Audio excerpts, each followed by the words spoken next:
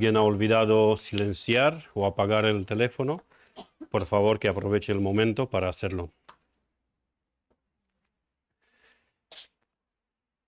Bien, os invito por favor que busquéis en vuestras Biblias, en el Evangelio según San Marcos, el Evangelio de nuestro Señor Jesucristo según San Marcos, capítulo 12, versículos del 28 al 34. No es ningún secreto ya para vosotros que acostumbro editarme las predicaciones. Y cuando lo he editado no estaba yo nada contento con la introducción, no me parecía muy buena la introducción para este mensaje. Y de forma providencial, pues sin que yo se lo diga, sin hacer ninguna alusión a esto, pues el pastor me ha echado una mano con el comentario de antes. Gracias, pastor, por el agua. Con el comentario sobre si amamos a Dios, esto se debe ver reflejado en obediencia. Bien, tenemos ya todos las Biblias en Marcos 12, del 28 al 34. Bien. Daré lectura. Y ya la introducción se da por hecho. Acercándose uno de los escribas, que los había oído disputar y sabía que les había respondido bien, le preguntó: ¿cuál es el primer mandamiento de todos?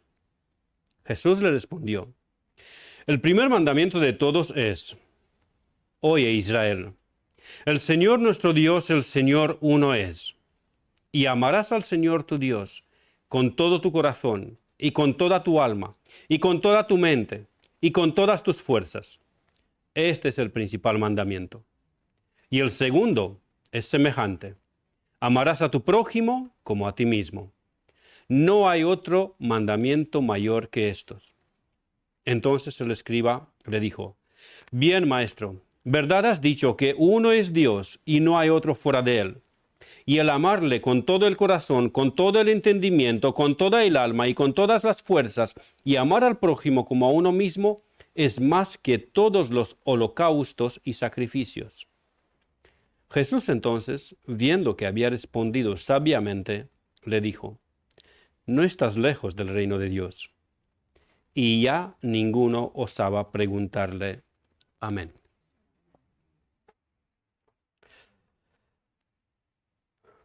Iniciaré ya con el contexto. Acercándose uno de los escribas, que los había oído disputar y sabía que les había respondido bien, le preguntó: ¿cuál es el primer mandamiento de todos? A primera lectura del pasaje que leímos, nos quedamos con la impresión de que este fariseo, este escriba, era más noble que todos los demás que habían venido para tentar a Jesús. Seguimos, lo más probable, en el mismo día martes de la semana de Pasión de nuestro Señor Jesucristo, en el templo o alrededor de este. El odio que los líderes religiosos le tenían a Jesús había llegado a un nivel máximo. Por la entrada triunfal, principalmente por la entrada triunfal, y la purificación del templo, así que decidieron ya matarle. Lo deseaban de hace tiempo, pero eso ya fue una decisión irrevocable que tomaron. Pero eso no era tan simple. En primer lugar, los judíos no podrían condenar y no podían dar muerte a ninguna persona, porque estaban bajo la autoridad del Imperio Romano. En segundo lugar, querían que la nación judía apruebe la muerte de Jesús, y para esto tenían que desacreditarle delante de la gente, porque Jesús tenía, por decirlo de una forma, mucho éxito, muchos seguidores. Muchos lo tenían por profeta, lo apreciaban. Y los líderes religiosos querían no solamente dar muerte a Jesús, sino que esa muerte aparentemente sea deseable, sea lícita delante de la gente. Querían desacreditarle delante de la gente, tenían que convencer a las multitudes de que Jesús no era el Mesías, sino un impostor y uno que quebrantaba la ley de Dios. Perdón.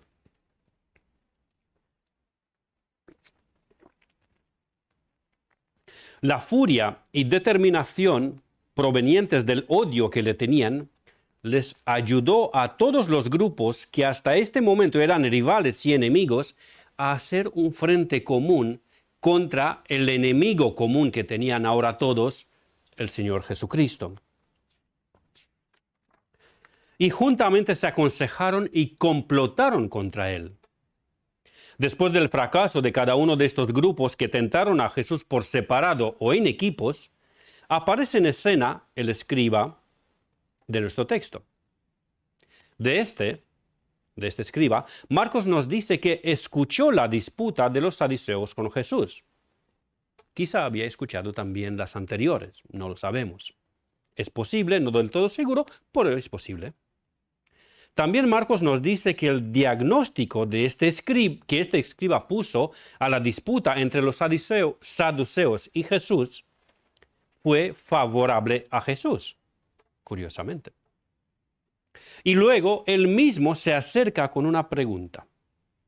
Como dije al principio, a primera vista, este escriba parece más noble, más honesto, en comparación con las hordas de los que habían venido antes para tentar a Jesús.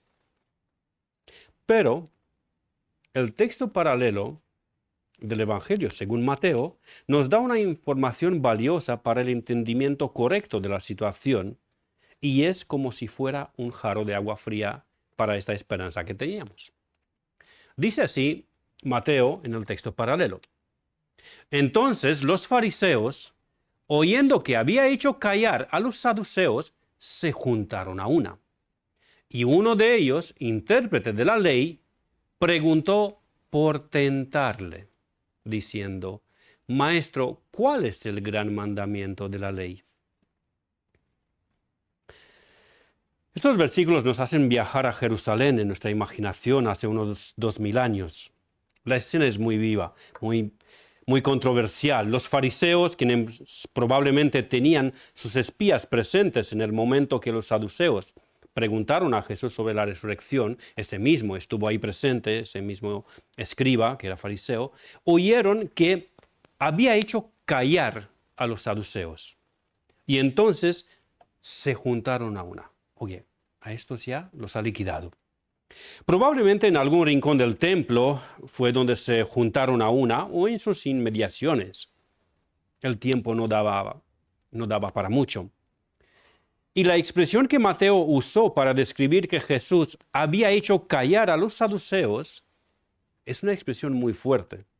Según John MacArthur en su comentario, literalmente significa ponerles bozal, impedir por la fuerza la apertura de la boca.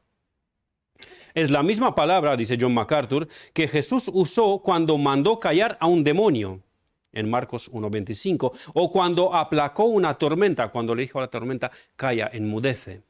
Y MacArthur dice, yo no entiendo griego, pero él dice que es la misma palabra que se usó en las dos situaciones anteriores, cuando cayó a un demonio y cuando hizo calmar la tormenta, que en esta ocasión dice que les hizo callar a los saduceos. Jesús había hecho callar a los saduceos con su absurda pregunta sobre el matrimonio después de la muerte. Ellos habían intentado ridiculizar a Jesús, habían intentado hacer callar a Jesús con esa historia de la mujer que tuvo como marido a 7 hermanos, uno tras otro, cuando enviudaba. Creían que esta historia, verídica o inventada, demostraría que la creencia de la resurrección y sobre todo la creencia de la resurrección y la vida eterna que Jesús enseñaba quedaría en ridículo y vergüenza total. Pero fueron ellos quienes quedaron en ridículo cuando Jesús les hizo callar, cuando Jesús les cerró la boca, cuando les puso bozal y demostró con la palabra de Dios cuán equivocados estaban porque ignoraban las Escrituras y el poder de Dios. La noticia de que Jesús les tapó la boca a los saduceos hizo que los fariseos convocaran una reunión extraordinaria, urgente e inmediata. Es posible que por un lado se alegraban de que Jesús les había demostrado a los saduceos, que eran sus enemigos, si os acordáis, de que estaban equivocados con respecto a la resurrección, ya que los fariseos sí creían en la resurrección y la vida después de la muerte. Pero por otro lado, estaban mucho más preocupados de que Jesús salió impune.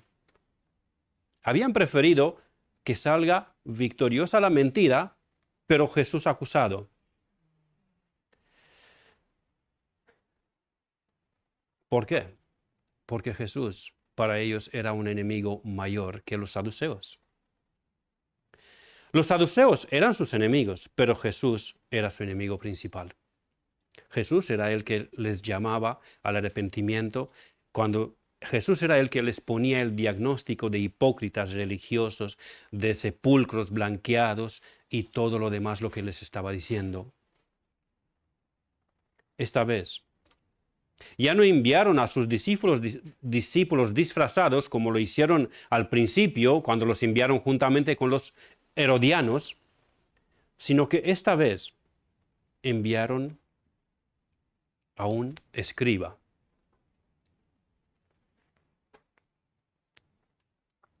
Ahora decidieron enviar a un escriba, según dice Marcos, o a un intérprete de la ley, según dice Mateo. De ninguna manera son contradictorios, sino complementarios. El escriba era un intérprete de la ley. También John MacArthur deduce de estos dos títulos que los autores inspirados de estos dos títulos que los autores inspirados le dan, que este fariseo escriba e intérprete de la ley era alguien con gran experiencia en la ley mosaica, alguien de renombre en disputas religiosas. Este fariseo no era un cualquiera.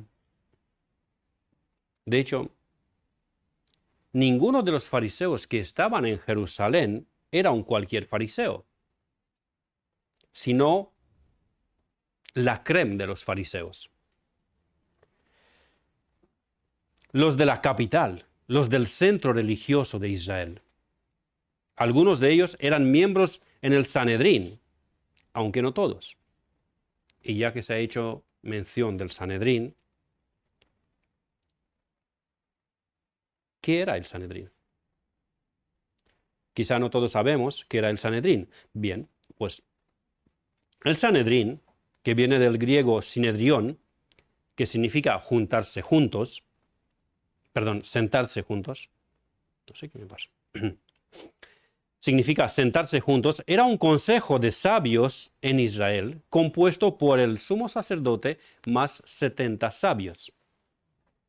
Se reunían diariamente en el templo, en el llamado Salón de las Piedras Talladas, excepto los días de sábado o los festivos religiosos judíos.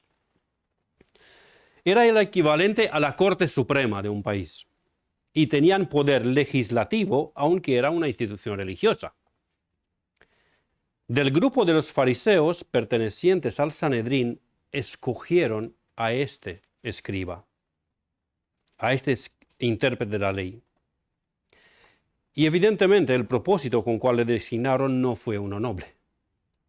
Ya lo vemos claramente en el versículo. Preguntó para tentarle. No designaron a este intérprete de la ley para felicitar a Jesús por la brillante respuesta que dio a los saduceos. Sería justo, ¿no? No lo designaron para informarle que se rendían ante él porque se habían dado cuenta que Jesús era quien pretendía ser, el Mesías, el Hijo de Dios. No le designaron como representante de ellos y para que en su nombre muestren un arrepentimiento genuino, verdadero, sino que uno de los intérpretes de ellos, intérprete de la ley, preguntó por tentarle, diciendo: Maestro, ¿cuál es el gran mandamiento de la ley? Este es uno de los momentos en cual se ve claramente la pecaminosidad, la dureza del corazón humano y la terquedad de éste en reconocer lo obvio con respecto a Dios. Sin embargo, a pesar de todo este endurecimiento del corazón no arrepentido de los fariseos, algo extraño ocurrió. Este escriba, aunque se identificaba con su grupo y era uno de los principales, cuando llegó delante de Jesús, parece que empezaron a temblarle las piernas. Se presentó delante de Jesús con una pregunta por tentarle. Sin embargo, en su corazón sabía que Jesús les había contestado bien a los saduceos.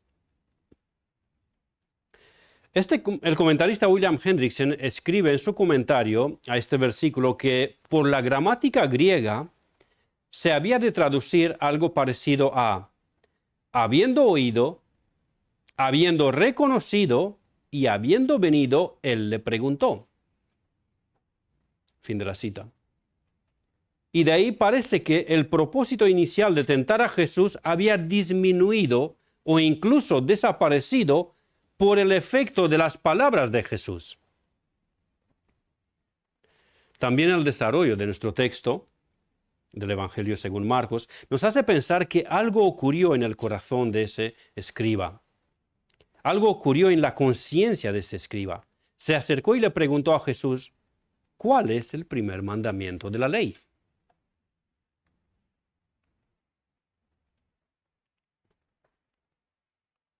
O según Marcos, ¿cuál es el primer mandamiento de todos? La pregunta sorprende porque no se ve claramente alguna trampa en ella. Podría haber un interés honesto en este fariseo al hacerle a Jesús esta pregunta. No lo sabemos con exactitud.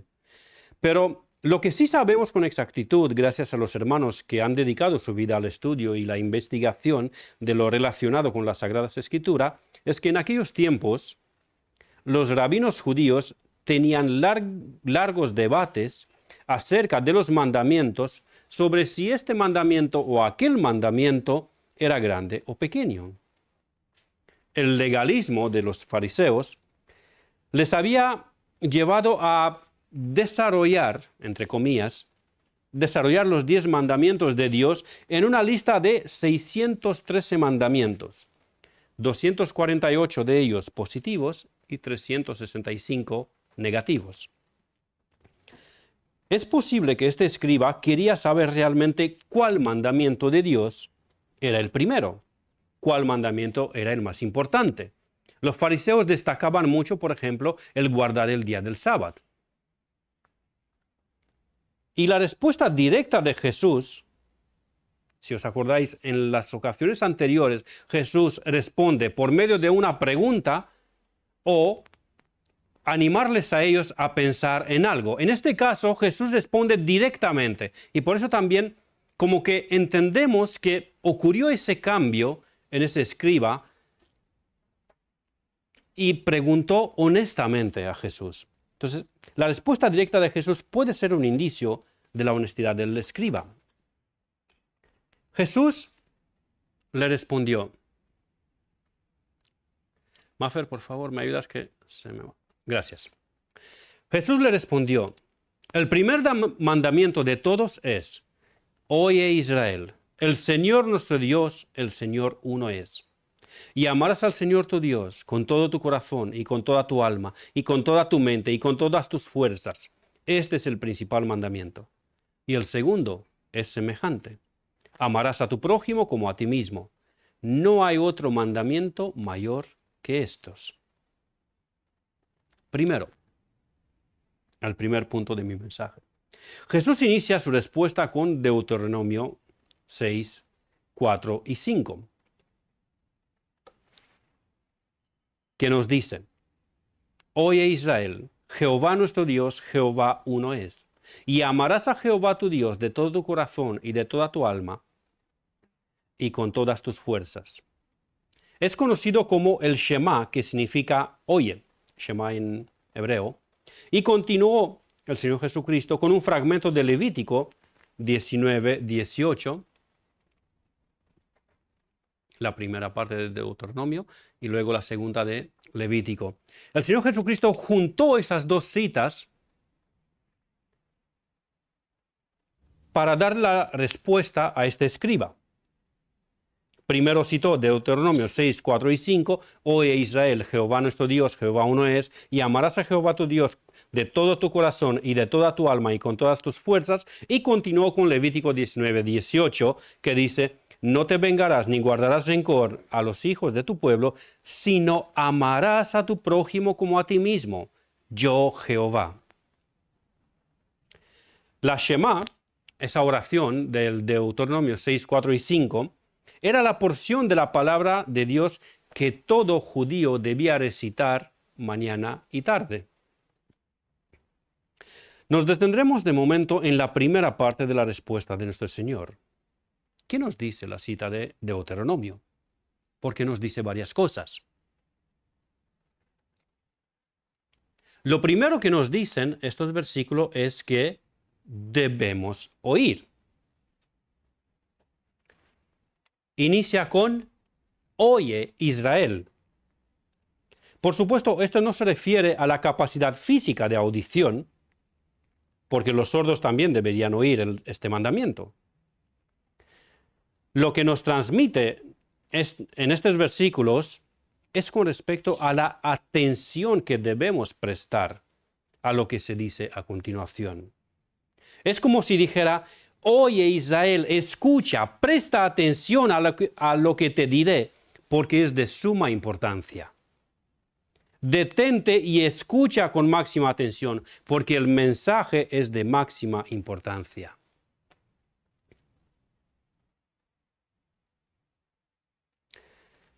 Hermanos, esto era lo que significaba para los israelitas de los tiempos de Moisés, también para los judíos en los tiempos de Jesús, y para mí y para ti hoy día.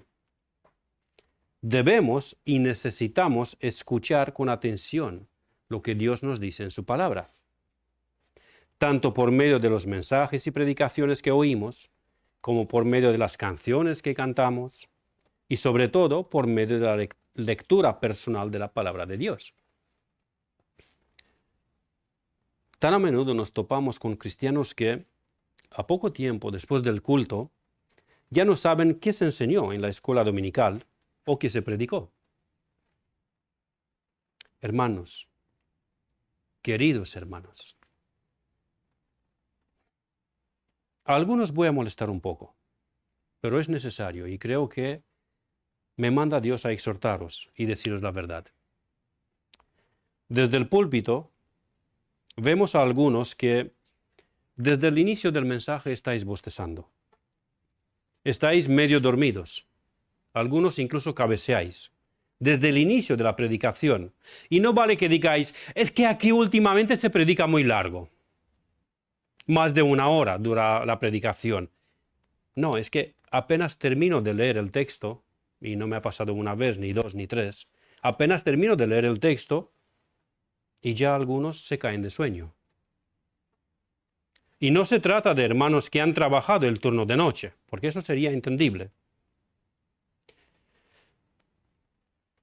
Porque estos hermanos quizá apenas han podido descansar 2 o 3 horas antes de venir puntualmente al culto.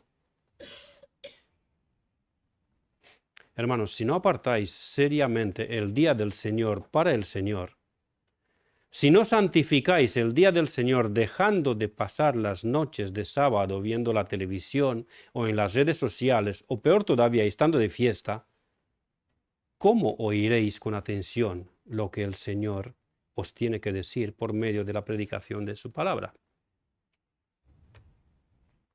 Repito, no me refiero a aquellos hermanos que han trabajado la noche anterior, o incluso como algunos hermanos nuestros que apenas llegan el domingo de madrugada después de estar trabajando fuera toda la semana.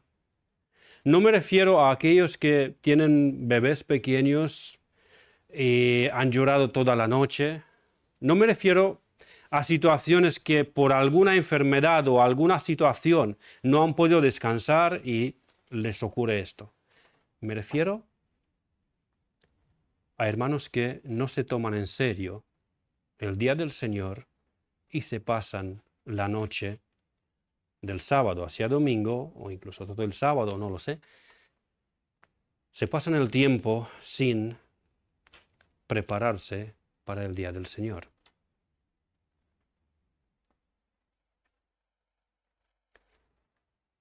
Y no solo con las predicaciones y los estudios bíblicos nos ocurre que no escuchamos con atención, sino que tan a menudo nos damos cuenta de que no recordamos lo que hemos cantado en el culto.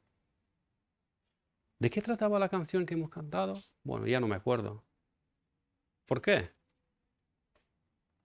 Porque no he prestado atención a lo que he cantado.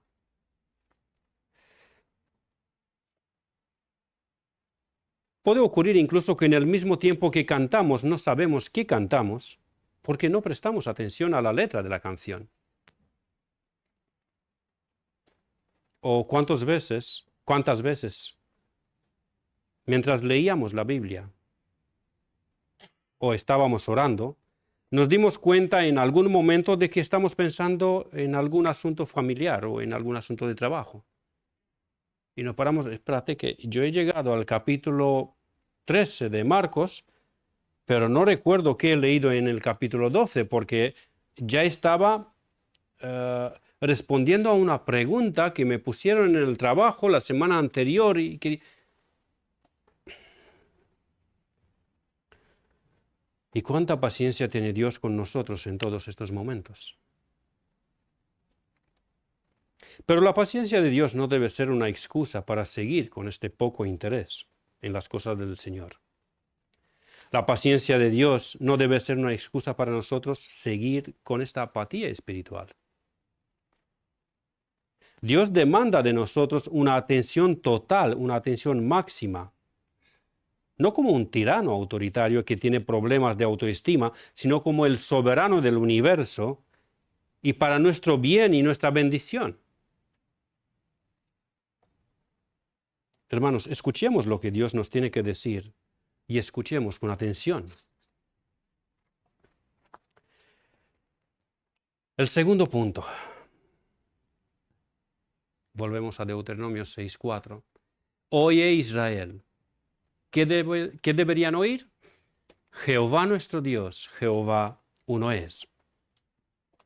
Lo segundo que vemos en los versículos de Deuteronomio, versículos citados por nuestro Señor Jesucristo, es la enseñanza de que Dios es uno solo. Enseñanza conocida como el atributo de la soledad de Dios. Esto quiere decir que Jehová Dios es el único Dios verdadero y que no hay y no ha habido y no habrá jamás ningún ser semejante a él. Oye Israel, ¿qué he de oír? Jehová nuestro Dios, Jehová uno es. Esta porción de versículo nos habla de que Jehová nuestro Dios es uno, que no hay otro Dios verdadero. Muchas religiones y muchos dioses falsos hay en el mundo, pero solo Jehová es el verdadero. Los demás dioses son falsificaciones, son imitaciones que quizá en algún que otro aspecto han tratado de mantener la semejanza con el Dios verdadero, como en todas las imitaciones. Algunas imitaciones son más parecidas, otras no tanto con el original. Pero no hay más que un solo original. Y de esto debemos aprender dos aplicaciones. Hermanos, primeramente deberíamos esforzarnos en conocer al verdadero Dios de la Biblia. Porque hay muchas religiones, entre las cuales algunos llevan el nombre de iglesias evangélicas incluso, que predican un Dios diferente al Dios de la Biblia. Así que debemos hacer uso de los medios que el Señor ha puesto a nuestra disposición para conocerle a Él según Él es verdaderamente. Conocerle a Él según sus atributos, conocerle a Él según se revela en su santa palabra. Yo mismo os podría enseñar cosas que no coinciden con la Biblia y vosotros deberíais saber distinguir. Si os enseño la verdad, os enseño un Dios falso. Y no solamente conmigo, también con el pastor, también con el hermano Julián cuando se sube al púlpito. o cuando se comparten las meditaciones. Deberíamos tener esa capacidad de distinguir, oye, lo que se nos enseñó el domingo pasado o este domingo o en cualquier momento, esto no concuerda con la palabra de Dios. Deberíais tener esa capacidad de distinguir, porque os podríamos predicar un Dios falso. Hay muchos púlpitos donde se predica un Dios falso. Uno de los más comunes últimamente es el de la prosperidad, el evangelio de la prosperidad, el Dios de la prosperidad, el Dios que es tu Dios de bolsillo, lo sacas cuando lo necesitas y te cumple todos tus deseos. Lo declaras y Él te lo cumple. Ya el Dios soberano ya no es soberano, sino que tú eres el soberano, tú declaras, tú decretas y Dios se somete a tu soberana voluntad. Hermanos, hagamos uso de los medios que el Señor puso a nuestra disposición. Tomemos nuestras Biblias y estudiemos a nuestro Dios. Hagamos uso de la biblioteca que con tanta generosidad nuestra Iglesia ha puesto a nuestra disposición. Preparémonos para el culto de adoración como iglesia local, para que podamos glorificar a Dios con facultades despiertas, no medio dormidos.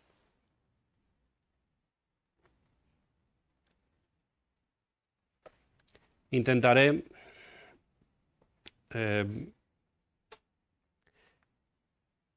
reproducir una supuesta conversación en familia un sábado por la noche. Cariño, vemos una película este sábado, solo dura hasta las 2 de la madrugada y es muy buena, con tu actor favorito. Y él o ella contesta, no, cariño, aunque es una película con Denzel Washington, nos acostamos temprano porque mañana es el día del Señor y tenemos que honrar al Señor con la cabeza y el cuerpo descansado para poder oír bien lo que el Señor nos quiere enseñar. Dije Denzel Washington porque sí es mi actor favorito. Para que no penséis que estoy dando alguna indirecta a mi esposa. La segunda aplicación a esta porción del versículo es con respecto al peligro que llevamos dentro de nosotros mismos. Hermanos, tan a menudo nos pasa que damos prioridad a nuestros valores, pensamientos, emociones, enseñanzas que hemos recibido y abrazado antes que a la palabra del Señor para definir cómo es Él. No, es que a mí no me parece correcto que esto sea así. Mi Dios es un Dios de amor, no es un Dios de justicia. Mi Dios es un Dios de paciencia, no es un Dios de ira. Hermano, si leemos la Biblia, vamos a encontrar en la Biblia que Dios es un Dios de amor, un Dios de paciencia, pero también un Dios de justicia y de ira. Y no podemos mutilar a Dios como nos da la gana, porque hacemos de Él, en este caso, un ídolo, un Dios fabricado a nuestra imagen y semejanza, y no el Dios verdadero de la Biblia. ¿Qué tan cierto es lo que dijo Juan Calvino? Tristemente cierto. Él dijo, nuestro corazón es una fábrica de ídolos. Hermanos, guardémonos de no mutilar o añadir a la imagen de Dios. Guardémonos de no mutilar o añadir a los atributos de Dios, sino que recibamos y adoremos a Dios tal como Él se ha revelado en toda su santa palabra. Ah, sí, hermanos, ¿sabes qué? Mi porción favorita de la Biblia son los salmos. Y esto es lo que suelo leer. Salmo 23. Jehová es mi pastor, nada me faltará. En lugares de delicados pastos me hará descansar, junto a aguas de reposo me pastoreará, confortará mi alma, me guiará por sendas de justicia, por amor de su nombre. Aunque ande en valle de sombra de muerte, no temeré mal alguno, porque tú estarás conmigo. Tu vara y tu cayado me infundirán aliento. Aderezas mesa delante de mí en presencia de mis angustiadores. Unges mi cabeza con aceite, mi copa está rebosando. Ciertamente el bien y la misericordia me seguirán todos los días de mi vida, y en la casa de Jehová moraré por largos días. ¿Ven? Sí, hermano, el Salmo 23 es precioso. Y muchos cristianos han sido reconfortados, bendecidos grandemente con él. Pero la Biblia es mucho más amplia que el Salmo 23. O los Proverbios. O Efesios, que es mi libro favorito. Bueno, uno de ellos. O el Evangelio según Juan, o Ruth o Esther, que supongo que serán los libros favoritos de algunas hermanas. Hermanos, todos tenemos porciones o libros favoritos de la Biblia, pero no debemos limitar nuestro conocimiento de Dios solamente a unos capítulos o unos libros favoritos que tenemos de la Biblia. No podemos dar preferencia a estos ante el resto de la Escritura. Es muy probable, por no decir seguro, que nuestro conocimiento de Dios, si lo hacemos de esa forma, será incompleto, inmaduro, e incluso llegaremos a mutilar algunos de los atributos de Dios si limitamos nuestro conocimiento de Dios solamente a los capítulos o los libros favoritos. Me ha ocurrido más de una vez que preguntando en una conversación amistosa a algún hermano sobre un tema, sobre un versículo, me contestaba, no, esto no es así porque en el otro texto dice esto. Y yo, a ver, ¿me estás diciendo que, por decir algo, el versículo de Juan tiene más valor que el versículo de Levítico? ¿No es la misma Biblia? ¿No tiene el mismo autor, Espíritu Santo? Entonces, si yo voy a sacar una conclusión, una enseñanza, y en el versículo del Levítico o de Éxodo o de Salmos dice algo que también dice en el libro de Juan o Efesios o Apocalipsis, debo tomar toda esta información, juzgar y razonar y tomar una decisión, una enseñanza, tomando todo en cuenta. No solamente del libro o del capítulo que me gusta.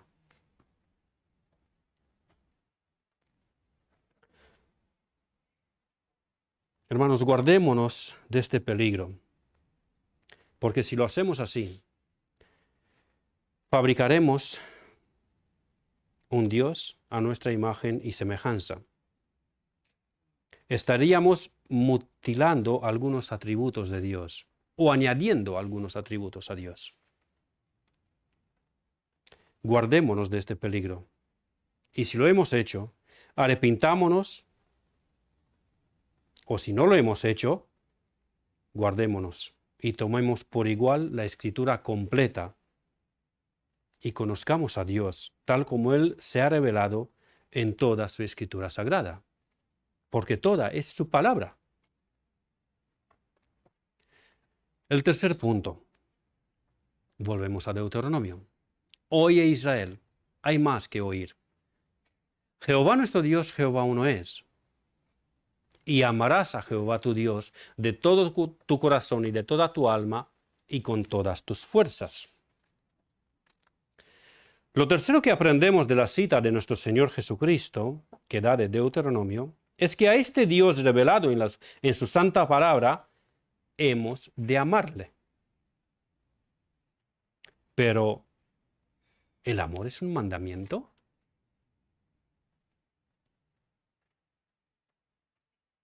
Algún hermano se preguntará, o alguna hermana, ¿cómo mandaré yo a mi corazón a amar? El corazón no recibe mandamientos. El corazón no puede amar a la fuerza o cuando uno le manda a hacerlo. Cuando el corazón ama, cuando el corazón se enamora, el corazón no recibe mandamientos ni razones. El corazón ama y punto, no hay más. Es como si tuviera vida propia. ¿Ves, hermano, cómo hemos comprado la mentalidad de este siglo? Los que os habéis identificado con la cita anterior es lo que el mundo enseña. La palabra de Dios manda. Y amarás a Jehová tu Dios. Es un mandamiento.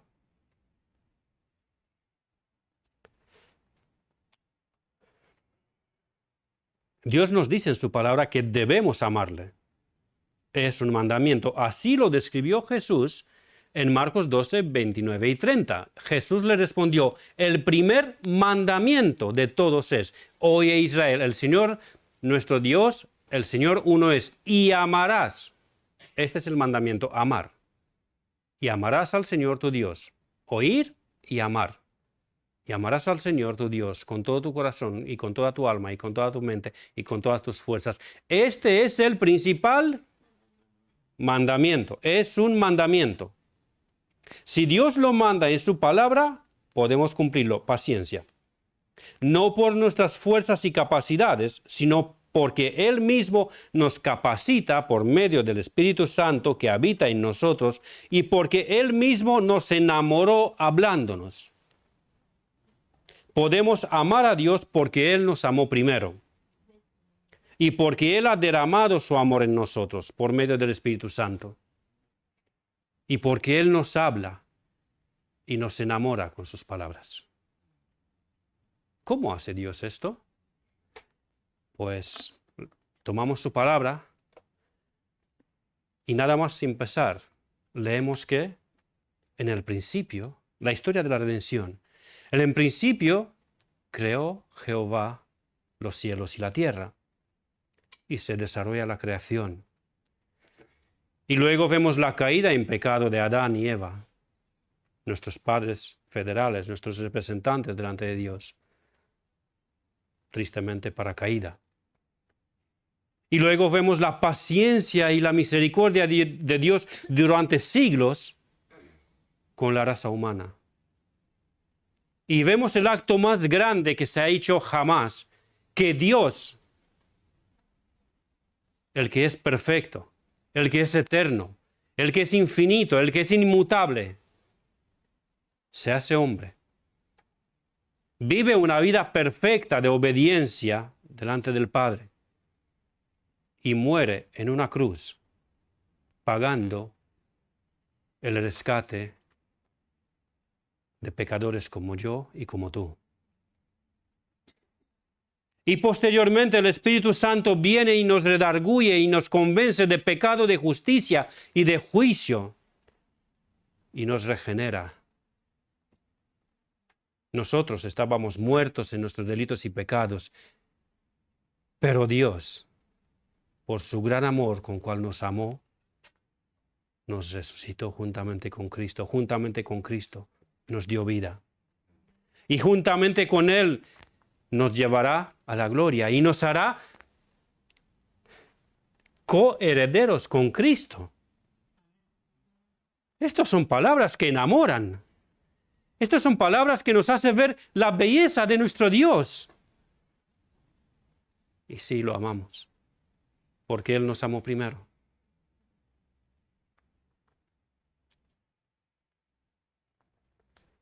Amar a Dios es un mandamiento, porque el amor verdadero, el amor bíblico, no es sentir mariposas en el estómago. No es cuando se te acelera el pulso de tu corazón. Ese es el amor de Hollywood, el amor de la calle, el amor de la sociedad, el amor del mundo, no el amor de la Biblia. ¿Dónde aprendiste tú sobre el amor? ¿En las telenovelas o en la Biblia?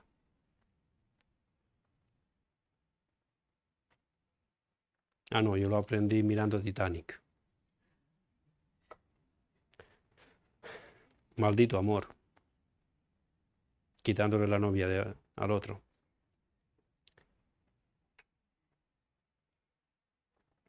El amor a Dios es un mandamiento. Porque el amor bíblico no es una mirada tierna. No es el temblor en las piernas, no es emoción, sino un mandamiento. Y amarás al Señor tu Dios, dice su santa palabra. Entonces, si el amor no es una emoción, ni nada de ese estilo, de lo que dije anteriormente, ¿qué es el amor?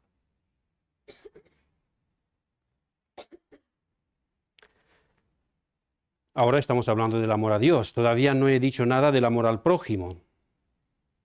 Bueno, como respuesta al amor a Dios el amor a Dios es una decisión voluntaria de obediencia.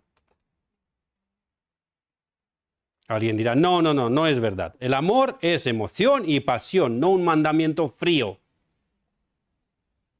Yo no he dicho que es frío. Eso de mandamiento frío lo has añadido tú. Yo no he dicho que es un mandamiento frío. Yo solo he dicho que es un mandamiento de Dios, que es una decisión de obediencia, pero no me creas a mí. Vamos a ir a la Biblia. Juan 14:15, el versículo que el pastor ha citado antes. Si me amáis, guardad mis mandamientos. ¿Más claro lo queréis? Creo que no se necesita más claro, sino se necesita más bien obediencia. El amor a Dios se manifiesta en obedecer sus mandamientos. El amor a Dios se manifiesta en una decisión voluntaria de obediencia. ¿Por qué es necesario aclarar que es una decisión voluntaria de obediencia? Voluntaria. Porque también los dictadores y tiranos y muchas clases de abusadores y delincuentes son obedecidos, pero por temor a las represalias. Dios demanda de nosotros un amor que se manifiesta como una decisión voluntaria de obediencia. Entonces, ¿el amor bíblico es frío? No, porque he demostrado anteriormente que Dios nos enamora con sus palabras, porque Él nos amó primero y nos ha dado tantas razones para amarle. No, no es frío. El amor bíblico no es falto de sentimientos y pasiones. No es pasión, no es sentimiento, pero no es falto de sentimientos y pasiones. Lo aclaro. El amor bíblico no es un sentimiento ni pasión, sino una decisión voluntaria de obediencia, pero incluye y produce sentimientos y pasiones santas. Produce gozo, produce paz, produce paciencia, benignidad, santidad, mansedumbre, piedad, pasión santa por Dios y su causa, etcétera, etcétera. Todas estas son emociones y sentimientos. ¿Y con qué parte de mi ser he de amar a Dios? Volvemos a Deuteronomio 6:5. Y amarás a Jehová tu Dios de todo tu corazón y de toda tu alma y con todas tus fuerzas. Para no hacerlo largo porque el tiempo se me ha ido, quiero preguntarte, cuando le dices a tu esposa o a tu esposo, según el caso, te amo con todo mi corazón, te amo con toda mi alma, te amo con todas mis fuerzas, ¿cuál es la diferencia entre esas tres afirmaciones? Espero que le digáis esto a vuestras esposas o a vuestros esposos. ¿Cuál es la diferencia entre estas? Lo repito. Te amo con toda mi alma, te amo con todo mi corazón y te amo con todas mis fuerzas. ¿Cuál es la diferencia entre la primera, la segunda y la tercera? Hermana, alto, en voz alta. Ninguna. Ninguna. No, normalmente no hay ninguna diferencia. Lo que quieres expresar con estas afirmaciones es, en realidad, cariño, te amo tanto que no sé cómo expresarlo, porque las palabras son pobres. ¿No? Cantamos la canción, hay momentos que las palabras no me alcanzan. Ahora entendéis por qué no soy músico, sino albañil, ¿no?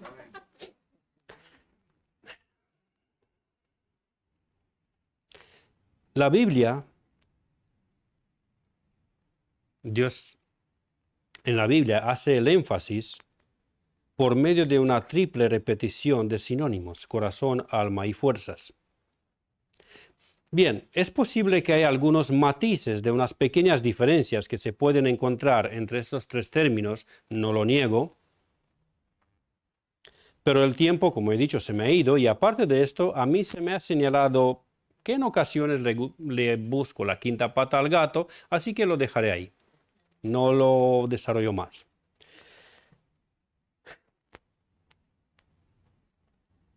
es un énfasis por una triple repetición de sinónimos. Pero, hay un detalle más. El Señor Jesucristo, cuando recita el Shema, esa porción de Deuteronomio de la Biblia, cuando recita esos versículos, añade una palabra. Vamos a Marcos 12, 29, 30, y el Señor dice, Jesús le respondió, el primer mandamiento de todos es, oye Israel, el Señor nuestro Dios, el Señor uno es, y amarás al Señor tu Dios con todo tu corazón, y con toda tu alma, y con toda tu mente, y con todas tus fuerzas. En Deuteronomio no aparecía mente.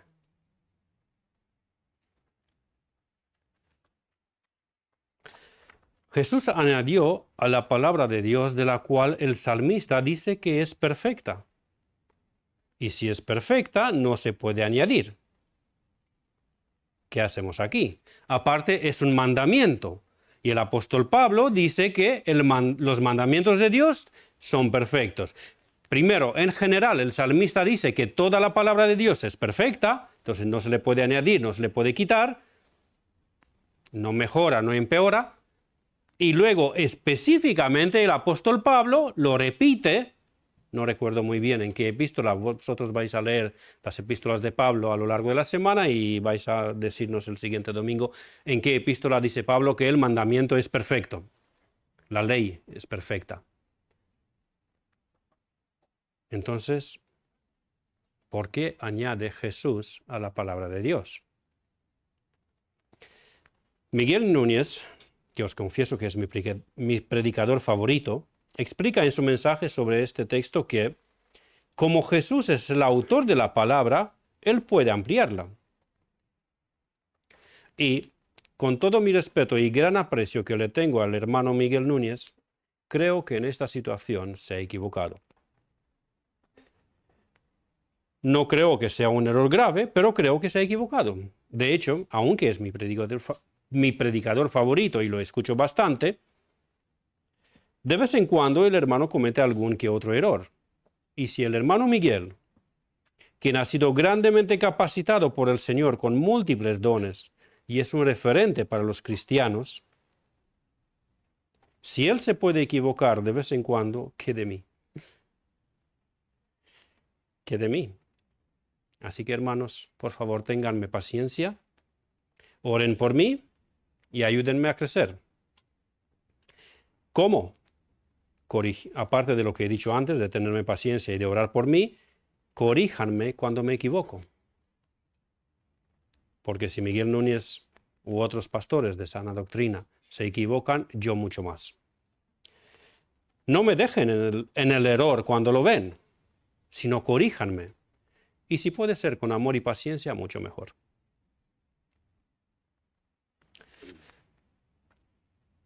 ¿Qué creo yo que implica el añadido que Jesús le hace al texto? Creo que es una explicación, una interpretación. Creo que es un añadido para que el público lo entienda, pero que de ninguna manera Jesús eleva el estándar de Dios o amplía el mandamiento. Porque hay entre cristianos ese pensamiento de que el Señor Jesucristo, sobre todo en el Sermón del Monte, elevó el estándar de la santidad de Dios. La santidad de Dios es perfecta. No se puede elevar algo que es perfecto. En el Sermón del Monte, Jesucristo solamente interpretó correctamente los mandamientos de Dios. Explicó que no solamente si se comete físicamente adulterio con una mujer, se considera pecado de adulterio, sino que también cuando se mira con lujuria o se piensa con lujuria, es también pecado de adulterio. O cuando se odia a una persona, también es pecado de homicidio. No es necesario que lo mates físicamente, sino que ya has pecado en tu corazón si odias a una persona. El Señor Jesucristo explica los mandamientos. No pueden ser elevados porque son perfectos. Los mandamientos de Dios son la expresión del carácter interno de Dios. Son la expresión externa, si me permitís, esta forma de explicarlo. Yo creo que el Señor Jesucristo, al añadir la palabra tu mente, con toda tu mente, da una explicación, da una interpretación al texto.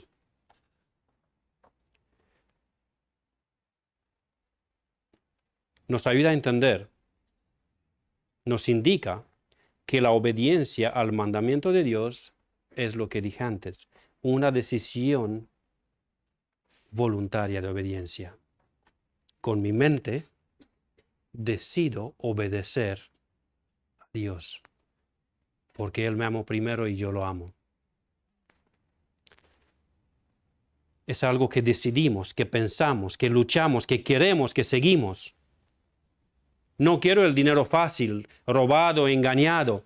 Quiero lo que el Señor me ha dicho en su palabra. Con el sudor de tu frente ganarás tu pan, comerás tu pan. Y así la lista puede continuar de ejemplos. Pero, hermano Costel, ¿podemos nosotros amar a Dios de esta manera? ¿Podemos nosotros cumplir este mandamiento? Y amarás al Señor tu Dios con todo tu corazón y con toda tu alma y con toda tu mente y con todas tus fuerzas. Este es el principal mandamiento. ¿Qué pensáis vosotros? ¿Podemos amar a Dios con todo nuestro corazón? Espero respuestas. Animaros.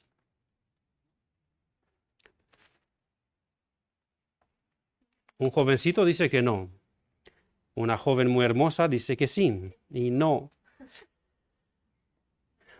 Debemos reconocer en humildad, como dice el pastor Sujel Michelén, que no cumplimos perfectamente este mandamiento ni por un segundo en toda nuestra vida de creyentes. No me refiero a la vida de antes de la conversión, sino como creyentes. Amar a Dios de esa forma perfecta no lo cumplimos ni un segundo en toda nuestra vida. Cuando entendí esto, se me ha ido al suelo todo mi orgullo espiritual que llevaba desde que el Señor había convertido mi corazón. Yo pensaba que sí, puedo obedecer perfectamente a algún que otro mandamiento de Dios. La verdad completa es que a ese nivel, a esa intensidad, con esa perfección, no podemos amar a Dios en esta vida. Pero, a pesar de que no podemos amar perfectamente a Dios, sí podemos amarle sinceramente. Con tropiezos, con debilidades, pero lo amamos, porque su amor, el atributo de Dios, el atributo del amor de Dios, ha sido derramado en nosotros por medio del Espíritu Santo. Conclusión. Se levantó un hermano y me preguntó, pero a ver, hermano, no has dicho nada de amor al prójimo, que solo te quedaste en el primer versículo. ¿Qué pasa con el amor al prójimo? Esto ya lo veremos, primero Dios, la siguiente vez que me toca. No os asustéis que no lo voy a exponer ahora, porque necesitaría otro mensaje más por lo menos. Hasta entonces, corrijamos nuestra forma de prepararnos para el día del Señor. Escuchemos con atención lo que Él nos dice y esforcémonos en conocerlo más y mejor en su palabra. Y amémosle, porque Él es digno del amor más alto, más puro, más sublime, más santo. El primer mandamiento de todos es: oye Israel, el Señor nuestro Dios, el Señor uno es, y amarás al Señor tu Dios con todo tu corazón y con toda tu alma y con toda tu mente y con todas tus fuerzas. Este es el principal mandamiento. Que así nos ayude Dios con su misericordia y paciencia con nosotros. Amén.